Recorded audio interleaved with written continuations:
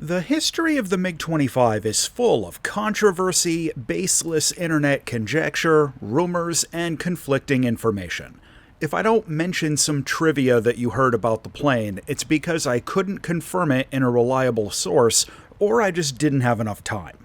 With that said, by the late 1950s, the Soviets were working on about half a dozen advanced interceptor projects with different requirements. What became the MiG-25 was intended to achieve the highest possible altitude and speed, with all other factors being considered secondary. Work was done in parallel on the airframe design, the radar and weapon systems, and adapting a high-thrust drone engine into something that would be suitable on a manned fighter. Both advances and compromises were made for the plane, including the use of nickel-steel alloy for most of the airframe, new welding techniques combined with hand-riveted assembly, and very simplistic electronic systems that were a bit more resistant to high temperatures despite being technologically obsolete. The prototype first flew in March of 1964, and it took years to work out all the issues. But in 1971, the MiG-25 finally entered service. It combined incredible high-speed performance with a radar system designed to literally burn through jamming and countermeasures with brute force, as the radar was 5 to 10 times more powerful than even some modern radar sets if measured in kilowatt output. Despite early Western misconceptions, the plane was purely an interceptor. It was capable of pushing past Mach 3, and it did so a few times in front of Western radar networks just to show off, but doing so sometimes damaged the engines, and its cruising speed was much lower, around Mach 2.3. It served with the Soviets, was upgraded over time, and was widely exported. In air combat with export customers, the interceptor version has a fairly complicated record. Averaging out multiple sources, the win-loss rate in actual air-to-air combat was a little better than 1-to-1, ignoring recon versions and losses to surface-to-air missiles.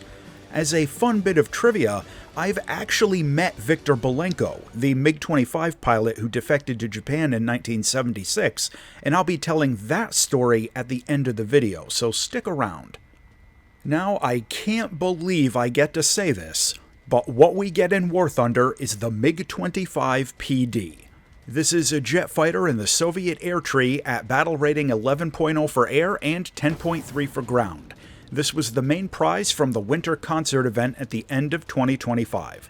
I'm going into a bit more detail than usual with this review, since you might have gotten this as an event prize without having a lot of experience in jets like this, but shameless plug to check out my radar and missile tutorials if you need a refresher. Links will be in a pinned comment. This jet carries the SPO-10 radar warning receiver, which is a very basic sensor-based unit that detects H through J-band signals. It also gets a total of 64 countermeasure charges. Its radar is the Sapphire 25. This is a J-band radar set with good range for this BR and a fairly odd set of features. It has a look-down MTI mode, but it activates automatically, and only if you're at low altitude and pitched down towards the ground, which is of limited utility. It only has BVR targeting, no ACM or anything, and it doesn't get any adjustable search angles. It does get the TP-26 infrared search and track unit mounted up under the nose, which does have situational utility on this jet, especially at low altitudes. For loadouts, the MiG-25 has 4 wing pylons for air-to-air missiles and a centerline drop tank. That's it.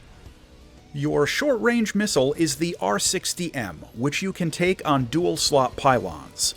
This is an all-aspect 30G infrared missile with fairly good tracking, but incredibly short range. Really, it's best used from around 600 to 1200 meters. Also, it's very easily distracted by flares. Your medium-range missile is the R-40, and you get 2 versions, the RD and TD. These have semi-active radar homing and infrared homing respectively. These are 20G missiles with enormous 40-kilogram warheads, but both have their quirks. The TD uses all-aspect infrared guidance, supports radar slaving, and has a very good lock range between 4 and 16 kilometers depending on the aspect of the target. The RD uses continuous wave tracking with inertial guidance that allows for lock-on after launch functionality. It can lock targets at fairly long range, but realistically both of the R40s are best fired between about 10 and 15 kilometers depending on the speed, altitude, and direction of the target, but more about long-range missile shots later. The flight performance of this jet is quite simply amazing. The defining characteristic of this plane is brute force. The acceleration, rate of climb, and top speed at most altitudes are all incredibly high. To answer the million-dollar question, yes, this jet can break Mach 3 up at super high altitude, just barely, and is the fastest plane in the game as of making this review. On that note, before you start typing an actually comment about the top speed being 2.83 because of the manual, I specifically discuss that later on when I share my story about meeting Viktor Belenko. Realistically though, going that fast doesn't have any practical value out in live War Thunder matches anyway. However, this jet does have a rather serious shortcoming. The actual rip speed at low altitudes is inconvenient, around 1400 kilometers an hour. Now that's not slow, but the problem is that this thing just has so much engine power, you'll reach that limit very quickly. Because of the jet's insane acceleration, you have to very carefully watch your afterburner usage to avoid flying the plane apart in level flight. Like I said, brute force. This also means that if you're descending from high altitude, like diving in on a target or going down to land or whatever, you have to be careful not to overstress the airframe, so don't hesitate to make good use of the air brake. When it comes to maneuvering and agility, the Mig-25 isn't quite as impressive. Remember, this thing is a heavy interceptor built for speed. It was never intended to be a dogfighter, and it's not a good one in the game. On paper, its turn performance is somewhere between a Tornado and a MiG-23. It's not great. Almost anything this jet fights can outmaneuver it if the other pilot isn't asleep. However, your huge advantage is the raw engine power. Practice hanging out at higher altitudes, and don't hesitate to just turn away and punch the throttle if somebody gets too close. They won't catch you. Taking the MiG-25 out into air battles is lots of fun, but it can also be a little tedious. As you've probably noticed in the footage I included, in order to be successful with this jet, you're going to need to adjust your playstyle a bit and use high-speed, high-altitude passes through the combat area. This plane is all about positioning using cat and mouse tactics. At the start of a match, go full throttle until you pass Mach 1, then start your climb. After you get up to altitude, you can level off and look for targets. If you find somebody up there, it might be easy pickings. I found the R40RD to be fairly effective at BVR shots, but with the caveat that it depends on the opponent. What I mean is, since the radar set on this thing is J-band, some opponents' radar warning receivers won't pick it up at this BR range, and they won't know that they're locked and under attack. I got a fair number of medium to long-range BVR kills against opponents who literally just flew right into my R40 because they didn't know it was coming. Now, if they evade, it cuts off the effective range significantly. Again, as you can see in some of the footage. I also want to talk about chaff. Your radar set isn't difficult to chaff off, and you might find yourself losing lock fairly often. If that happens, and it will, try to immediately relock the target. Like, just spam your keybind to lock and unlock and hope for the best. Even if you keep getting the chaff, the R40RD might still hit thanks to its inertial tracking and the fairly wide beam your radar uses to track targets. You can see a few examples of this happening in the footage I used. With its infrared missiles, the R40TD is pretty effective, and I got a lot of kills with it. Since it doesn't need a radar lock, it's great for top-down attacks from high altitude, firing on somebody below you. The R-60s, well, I included footage from a mission where I got a couple of kills with them, but really taking the R-60s on this thing is optimistic. They're close-range dogfight missiles, and generally speaking, you don't want to get close enough to actually use them if you can help it. But while you're spading the plane, they can be useful, even if they're a little risky to use. Again, fly through attacks, and just try to fire on people who are low on energy and might not have flares.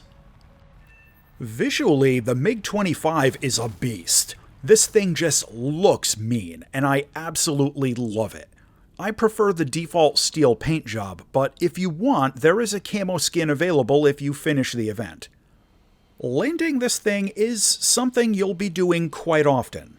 The low quantity of missiles and the lack of a gun means that you'll probably be flying back to the airfield to rearm pretty often. Remember that this is a heavy jet built for high-speed combat, not low-speed handling. Try to land a little faster than you're probably used to, like around 350 kilometers an hour. You can put the gear out at 700 and the landing flaps at around 600, plus it gets a drag chute. It's not difficult to land this thing, it's just weird, so practice a couple of times before you start flying it into matches. The cockpit is immersive, but some of the details are a little off. The visibility is awful and obstructed in all directions. The radar scope is lower than I personally prefer, and it uses a form of B-scope with a horizon indicator overlaid on top of it that might take you a little while to get used to. The instruments are easy to read though, and it's kinda badass not to have a red line on the Mach indicator. I enjoyed this jet with the VR headset, but actual combat was difficult because of the low situational awareness. To close out on the Mig-25PD.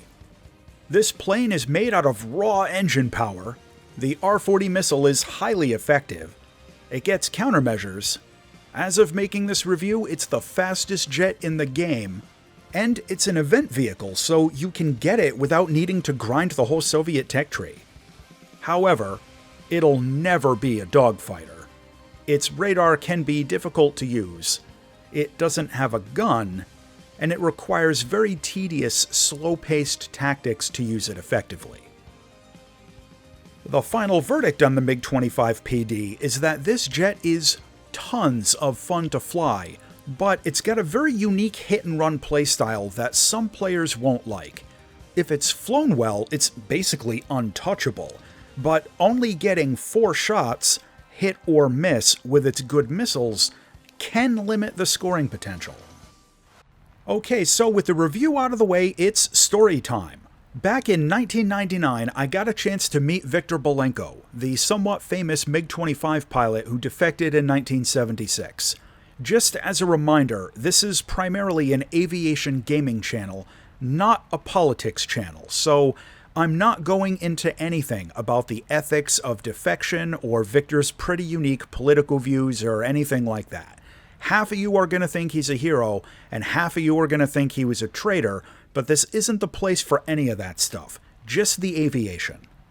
Anyway, the chief of the flight school I was attending was a retired colonel from the US Air Force and held a staff position at the Air Force Test Pilot School. He knew Belenko personally, but he never went into specific details about how. Viktor was in the area for one reason or another, so he got invited to come speak to the student pilots. There were about 15 of us. He told the story about his flight to Japan and some amusing anecdotes about his career.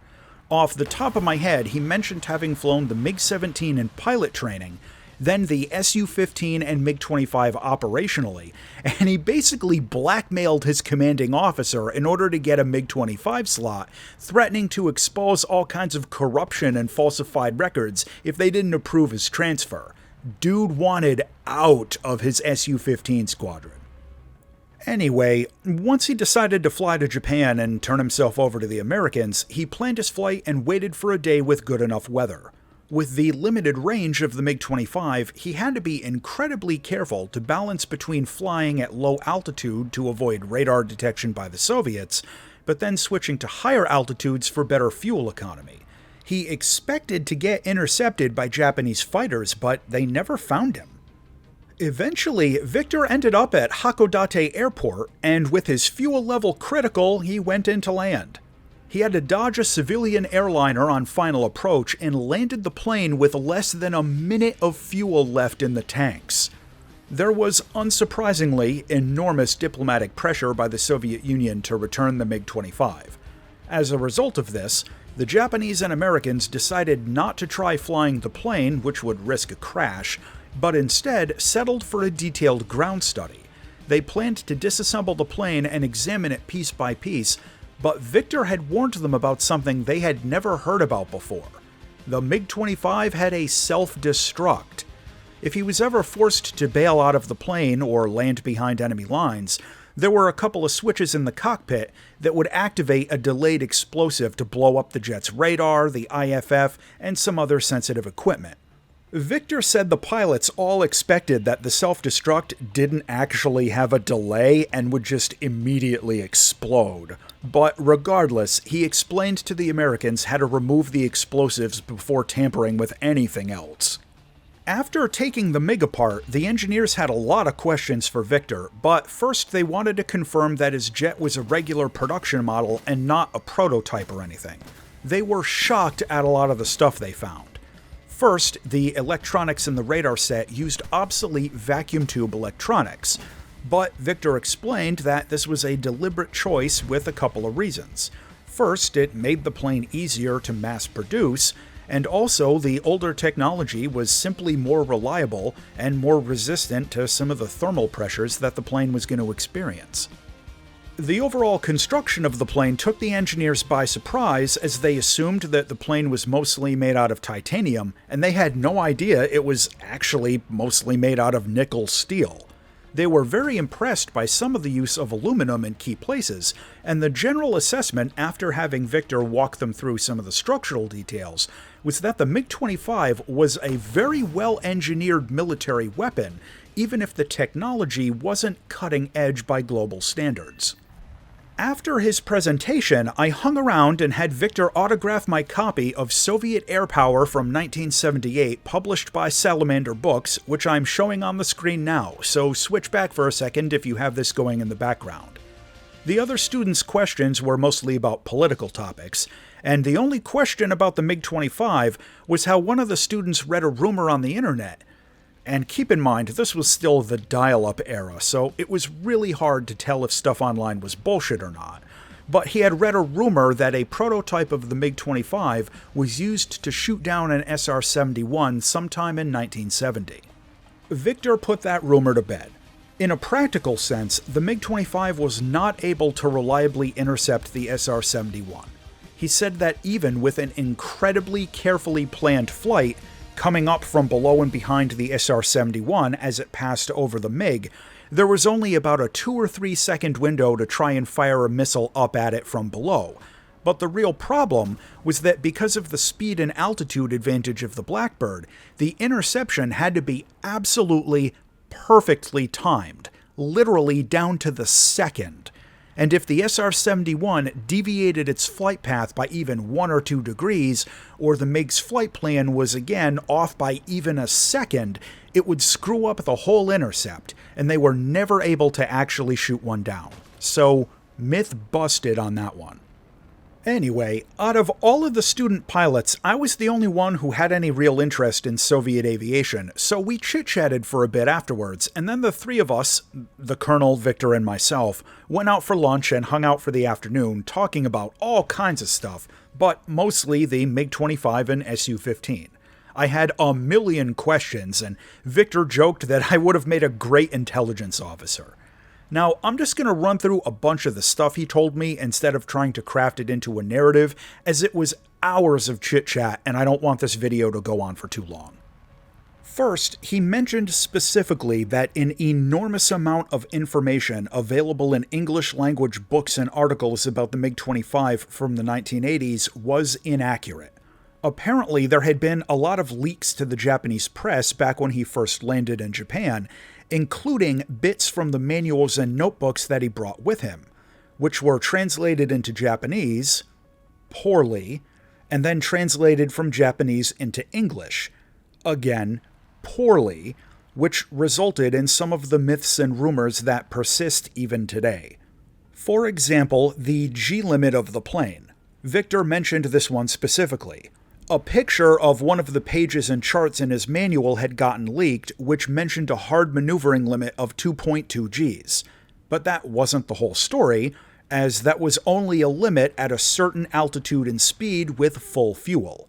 He said that the limits in the manual for all of the Soviet jets were very conservative, and that they were told in training that 5.5 Gs was possible, but a little dangerous with a missile load out on the wings, and that some of the pilots had actually exceeded that limit by accident without any known problems.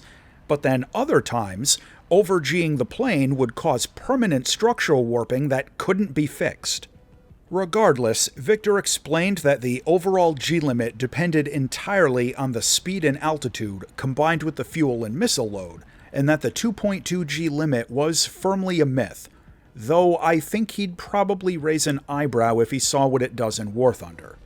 Anyway, about the radar, and to be very clear, Viktor's jet had a different radar set than the one we have in War Thunder, but he mentioned that the radar was completely immune to jamming in ECM, though not because it was high-tech. The radar simply used brute force to burn through, and that's the correct term, burn through, the jamming and countermeasures. At peak output, he said the radar operated at over 600 kilowatts, which is an enormous amount of power.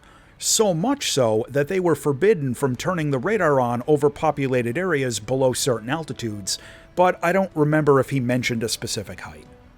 Another detail he shared was about the engines and how confused the Americans were about the plane's top speed.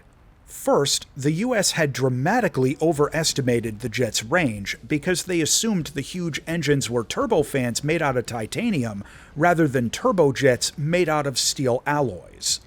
By the time he defected, the West had clocked the Mig-25 on radar at Mach 3.2 on at least 2 different occasions, so they assumed that that was the plane's maximum cruising speed.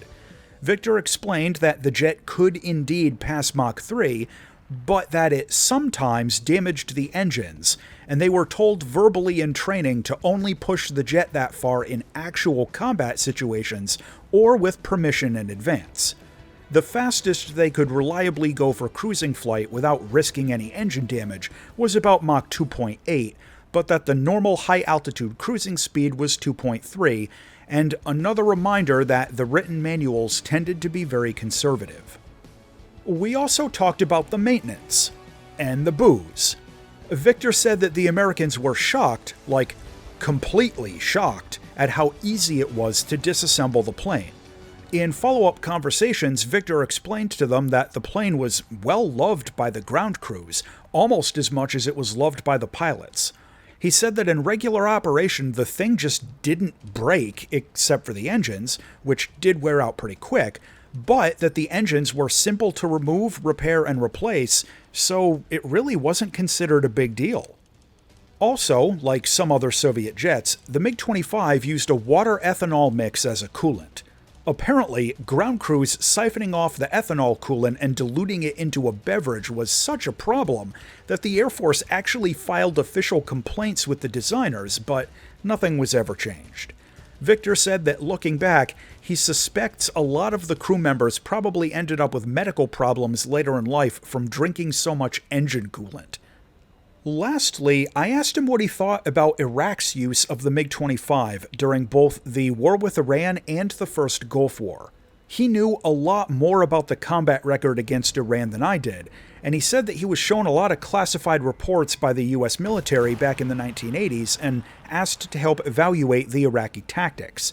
He wasn't really sure what he was allowed to say at the time, so he didn't want to go into details, but he mentioned he wasn't surprised that the Iraqi pilots were reasonably effective with the jet, and that so long as a target wasn't flying right on the deck, or higher and faster than the MiG-25, which wasn't easy to do, that the weapon system was very potent and the R-40 missile had reasonably decent hit probabilities when fired correctly.